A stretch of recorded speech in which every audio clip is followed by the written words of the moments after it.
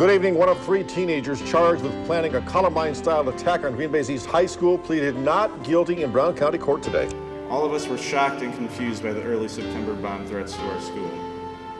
The district, our faculty, and of course, all of us, dealt with it the Red Devil way, with honor, responsibility, and dignity. Cornell, Sean Sturts, Bradley Netwell all face charges for the East High plot. They'll all stand trial in April. I got home and I'd seen it on the news, and when I saw like the pictures of like the guns and everything, you know, I was like, wow, you know, I was pretty shocked. 2 guys are planning to blow the heck out of the school and take out everybody with them. Every time I come to school, I think to myself, what's going to happen, what's going on today, am I going to live or die?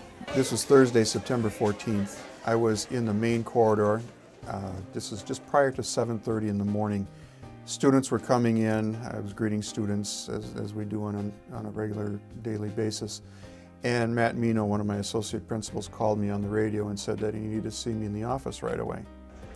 So it's 10 seconds down the hall, and I got here and I met Matt in the office. He told me that a student, and he mentioned the student's name, had just come to him saying that there were a couple of students who had given him information about planning to carry out an attack on the school. He was talking about a Columbine-style attack and how he was going to come into school and get to a point where he was going to die by police gunfire. And he just said, well, I think I'm just going to blow the place up. Just, you know, shoot the place up. I said, well, what do you mean, like Columbine or what? He goes, oh, exactly. Months before a possible trial, the lawyers agree that the case against William Cornell will come down to one question. Was he in or out of the plan to attack East High School? How can we identify them before something happens? It's amazing that a young person could put a gun in their backpack and it's unnoticed and it enters the school. Obviously, the events that have occurred in our country this week, in particular in Virginia, has all of us, again, very mindful of the need for safety and security in schools. The reality of it is, given the events of this week, you know, people have raised a question about, you know, are we going to have school on Friday?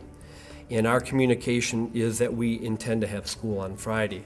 Level 3 is, first of all, where every classroom and every room that's occupied is, the doors are shut, the lights are off, and there's no talking, no one is visible. You want to make it seem like the building is empty. Okay, that's a level 3 lockdown. The reason we did a timed level 3 lockdown drill was in response to a couple of things. First of all, the Virginia Tech incident. We wanted to see how fast can you lock down 20,000 students and in 40 different sites. We've just been notified that there's been a lockdown. We'd like you to please move to the corner of the room. Please don't talk, make sure you take all your personal items with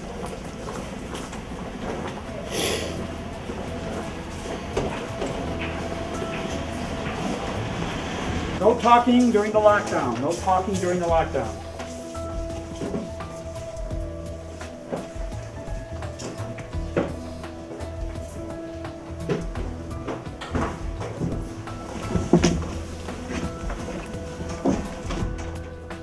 I'm in on first floor with Rod, Josie, and Shivani against second floor. I don't know where Judy's at.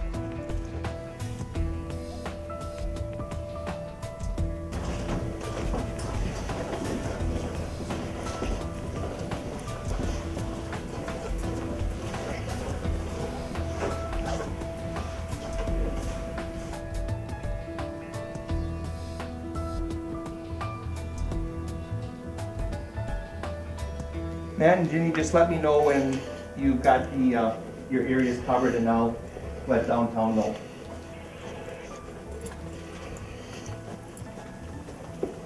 It kind of hurts me because when I go like outside of town or something, they ask me, where do you go to school? And I say, Green Bay East. Oh, have you seen anybody get killed? Definitely shock. I mean, you don't really expect that to happen in Green Bay, Wisconsin. I mean, known for the Packers, that's about it. But it was very shocking, and you know, we coped with it. But you know, you got to keep moving on. Something absolutely happened. This community was traumatized, and because it was diverted, does not necessarily mean that we weren't left with a traumatized community. Something did happen. It's an epidemic, and it's life-threatening. And unfortunately, it's not just in your town, it's in every town.